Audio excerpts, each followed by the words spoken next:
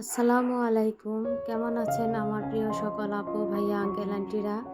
আশা করি সবাই মহান আল্লাহর রহমতে ভালো আছেন, সুস্থ আছেন, নিরাপদে আছেন। আলহামদুলিল্লাহ আমরাও বেশ ভালো আছি। নতুন আরও একটি ব্লগ ভিডিও নিয়ে আপনাদের কাছে হাজির হলাম। আশা করি আজকের এই ভিডিওটি আপনাদের কাছে খুব ভালো লাগবে। তো বেশ কিছুদিন ধরে তো বৃষ্টি হচ্ছে, আর এই বৃষ্টির কারণে গাছগাছালিগুলো কিন্তু একদম ফ্রেশ হয়ে গেছে, কোনো ধুলোবালি নেই। দেখতে কিন্তু খুবই ভালো লাগছিল। তো সকালে বেলকনি থেকে রুমে এসে দেখছি যে এই যে বাবার সাথে মেয়ে খেলা করছে। তো সকালবেলায় উঠেই সে বাবার সাথে বায়না ধরেছে যে আমার সাথে একটু খেলা করো, তো একটা বিল্ডিং বানিয়ে দাও। তো এই যেখানে দুজনে বসে আর কি বিল্ডিং বানাচ্ছে।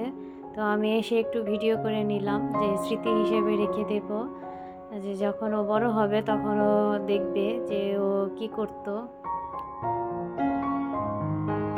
আর এই তো চলে এসেছি রান্নাঘরে। তো আজকে চাল কুমড়ো ভাজি করব চিংড়ি মাছ দিয়ে।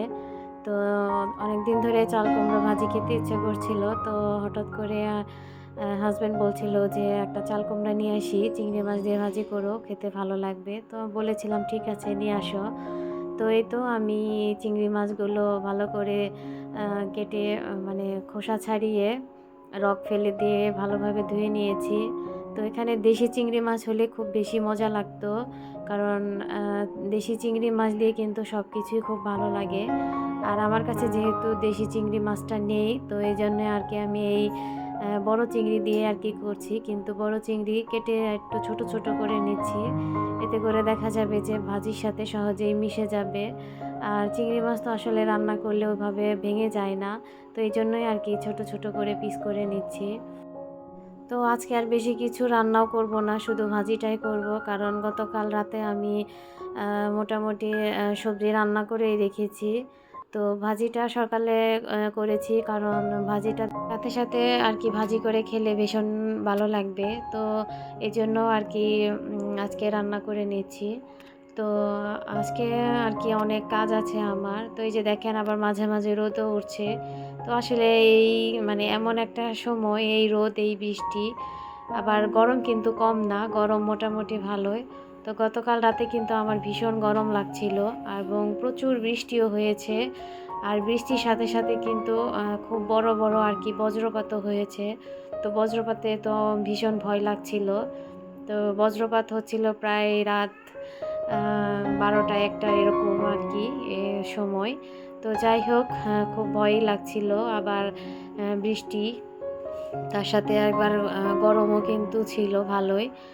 তো যাই হোক, এই যে আমি চিংড়ি মাছের সাথে এখানে ভালোভাবে মিক্স করে দিয়েছি। তো আমি কিন্তু লবণ দিইনি, তো এখন লবণটা দিয়ে নিচ্ছি, কারণ ভাজির পরিমাণটা কতটুকু হবে সেটা বুঝে আর কি লবণ দিব।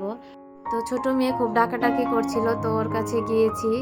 তো ওর কাছে যে বেশ কিছুক্ষণ আর কি মানে আমি আটকা পড়ে গিয়েছিলাম, তো মানে ও আমাকে আসতেই দিচ্ছিল না। আর এদিকে দেখেন আমার ভাজি চুলার মধ্যে লেগে কি অবস্থা হয়ে গেছে। তো আসলে এই পোড়া অংশ যদি আমি ভাজির সাথে মিক্স করি তাহলে ভাজির টেস্টটা কিন্তু চলে যাবে।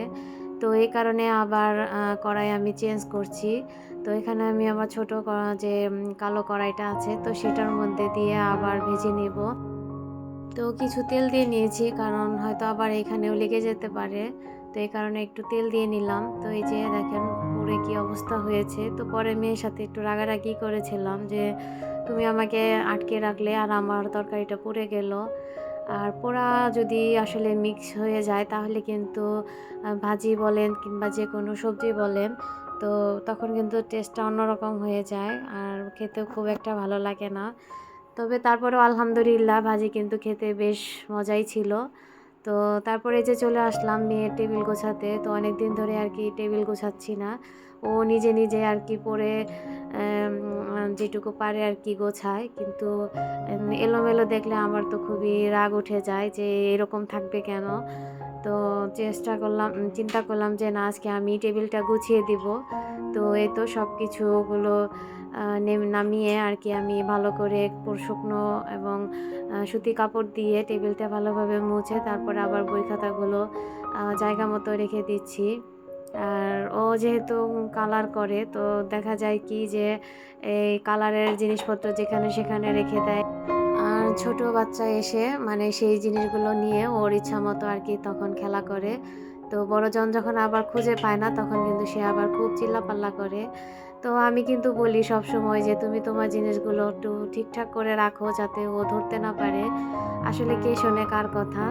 তো বড়জনের কথা হচ্ছে যে আমি যেখানে মন চায় সেখানে রাখবো, ও ধরবে কেন? তো যাই হোক এই নিয়ে বাচ্চাদের সাথে আসলে মানে সবসময় চিল্লাপাল্লা করতেই হয়। তো যাদের বাচ্চা আছে তারা তো অবশ্যই জানেন। তো যাই হোক আমি এখানে একটু ভালো করেই পরিষ্কার করে নিচ্ছি। তো বড় মেয়ে সহজে কিন্তু আমাকে টেবিল গোছাতে দেয় না। বলে যে, "তুমি কোথায় কি রাখো আমি খুঁজে পাই না। তো তুমি আমার টেবিল পরিষ্কার করবে না, আমার টেবিল আমিই পরিষ্কার করব।" কিন্তু আসলে এটা বললে কি তাই হয়? কারণ দেখা যায় ও আসলে একদম ডিপ ক্লিন যেটা আর বইয়ের নিচ দিয়ে কিন্তু প্রচুর ধুলাবালি থাকে। তো ওগুলা কিন্তু ও অনেক সময় ও পরিষ্কার করতে পারে না। তো এইজন্য আরকি আমাকেই করতে হয়। হয়তো একটু রাগারাগি করবে এসে যে, "তুমি কোথায় রেখেছো? কোনটা কোথায় রেখেছো? খুঁজে পাচ্ছি না।" তো বলা লাগবে এই আরকি। আপনারা যদি আমার ভিডিওতে একটি লাইক দিতে ভুলে গিয়ে থাকেন তবে প্লিজ অবশ্যই একটি লাইক দিয়ে দিবেন। আপনার একটি লাইক আমার কাছে কিন্তু মহামূল্যবান। আর যারা আমার চ্যানেলে আজকে নতুন এসেছেন, আমার ভিডিওর কোনো অংশ যদি আপনার কাছে একটু ভালো লেগে যায় তাহলে প্লিজ আমার চ্যানেলটিকে সাবস্ক্রাইব করে দিবেন। চ্যানেলটি সাবস্ক্রাইব করে পাশে থাকা বেল বাটনটি অবশ্যই অন করে দিবেন। এতে করে আমি যখন কোনো নতুন ভিডিও দেব তখনই আপনার কাছে নোটিফিকেশন চলে যাবে। আর আপনি আপনার সময় মতো দেখে নিতে পারবেন। তো এই তো আমার টেবিল গোছানোর পর এরকম দেখাচ্ছে। তো এই যে আপনাদের যে গত ভিডিওতে দেখিয়েছিলাম আমার অর্কিড গাছে ফুল এসেছে। তো একটা ফুল ছিল তো এখন কিন্তু আরেকটা ফুল ফুটেছে। তো আরও ২ টা কলি আছে। তো দেখতে কিন্তু মাশাআল্লাহ খুবই সুন্দর লাগছে। তো আসলে মানে যখন বেলকনিতে যাই আর কি এই গাছের দিকে চোখ পড়ে তখন কিন্তু আমি চোখ ধরে রাখতে পারি না। তো এইজন্য আর কি একটু ভিডিও করলাম যে এত সুন্দর কালার।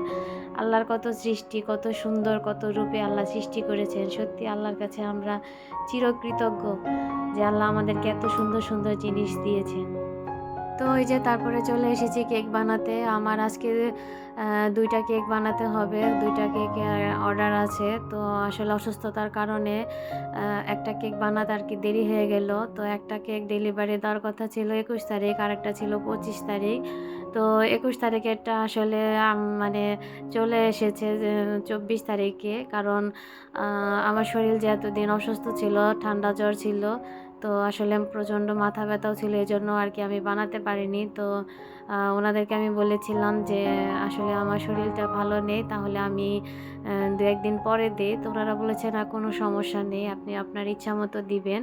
তো এই তো আমি ডেকোরেশন করে নিয়েছি। তো এটা ওনারা কোনো আ মানে চয়েস করে দেয়নি। বলেছে আপনার যেভাবে ভালো লাগে সেভাবেই দিবেন। তো যেহেতু এটা চকলেট ফ্লেভারের কেক ছিল তো আমি আমার নিজের ডিজাইন অনুযায়ী দিয়েছি।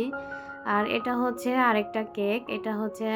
এটাও চকলেট ফ্লেভারের। এটারও কোনো ডিজাইন দেওয়া হয়নি। এটাও আমার নিজের পছন্দ মতো দেওয়া হয়েছে। আর সবাই কিন্তু আমাকে কমেন্টের মাধ্যমে জানাবেন যে আমার কেকের ডিজাইন দুটো কেমন হয়েছে। আর দুটোই কিন্তু চকলেট ফ্লেভারের কেক ছিল। আর ১ম টা ছিল ১.৫ পাউন্ডের কেক আর এটা হচ্ছে ১ পাউন্ডের কেক। তো যাই হোক আমি আজকে বিদায় নিচ্ছি। তবে ফিরে আসবো আগামীতে নতুন কোনো ব্লগ ভিডিও নিয়ে। সে পর্যন্ত আপনারা সবাই বেশি ভালো থাকবেন, সুস্থ থাকবেন, নিরাপদে থাকবেন। আল্লাহ হাফেজ।